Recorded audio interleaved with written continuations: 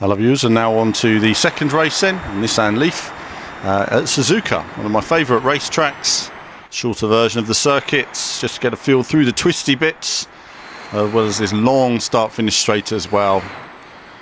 With normally what would be a heavy braking into turn, well I say heavy braking, it's a two-part turn one, isn't it? It's quite fast through the first section, then braking down. If you're using an F1 car, what would it be? Fifth gear down to third gear in the second part.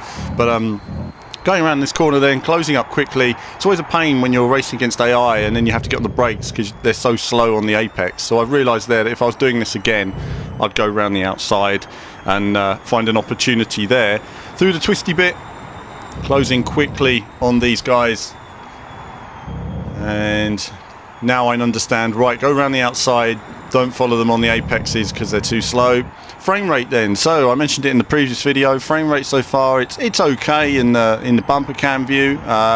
Certainly it's not 60 frames solid, but it's still quite smooth. The cockpit cam is notably slower, but then again this is an early version that requires optimization, there's no doubt. We'll have to wait and see the final version before we see how much they can bring that up. A demo like this probably had some time testing as well, so you're talking about a build that could be a couple of months old in actually bringing this to market. So it's not something that was made last week and popped out the door.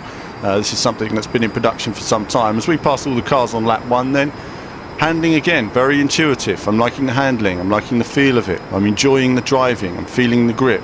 I'm not having an issue with the tyres in any way. Let's go into lap two now.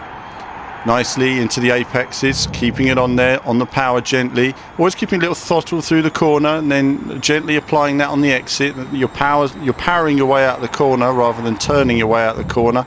It's always nice to get a nice flow, especially through this section. You can go obviously nearly flat through a lot of this, of course, because the car doesn't have a lot of speed to it.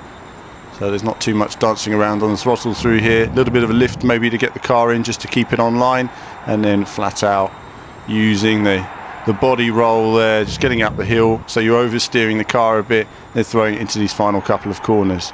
Again, nice feel to it, a lot of time to be found in this car, and it's a really good practice ground for those not experienced with Gran Turismo, developing a good line, developing a technique and building towards what the skills you're going to need in the GT Academy itself. So that's the second race then of this Nissan Leaf. Remember, you can click on those views to see them full screen.